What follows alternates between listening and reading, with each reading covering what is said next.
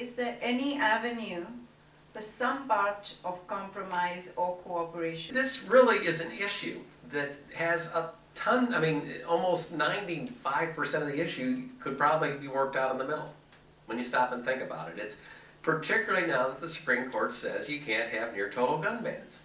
So the Supreme Court has taken off the extreme of near total gun ban. The Supreme Court, as I said, has also taken off this any gun, anybody, anywhere side of it. So if you take off extremes, you're in the middle.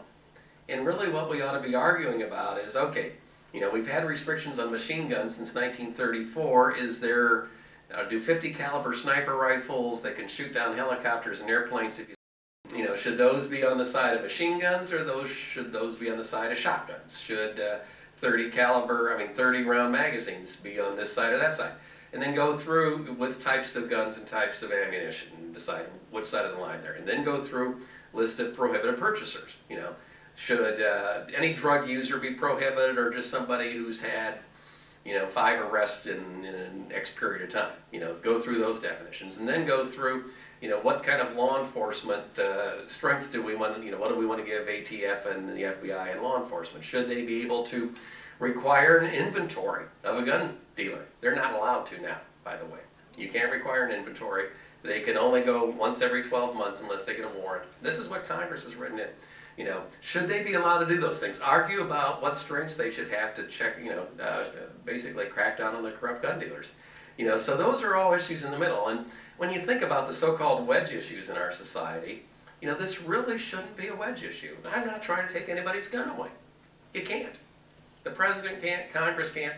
You know, it's, but you can define who gets guns and what kind of guns they are. That's where we should be arguing this out. So there's a lot of room. Anytime I raise that issue with Wayne LaPierre, the NRA boss, he ignores me. I mean, I've raised that issue privately with him in a letter. I've raised that issue on TV with him, and he kind of chuckles and walks away because he doesn't want to compromise. You know, they don't want to compromise. That doesn't help sell guns. That doesn't help bring in memberships. I would love for my job to go away in 2 to 3 years.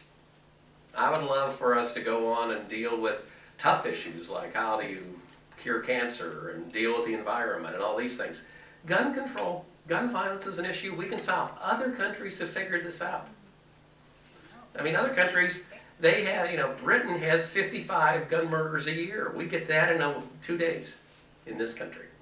In some countries, I won't just talk about Britain, in some countries you have to give them a reason for a gun. You have to account for your guns. You register your guns. You license the people that get guns. You renew those on a regular basis.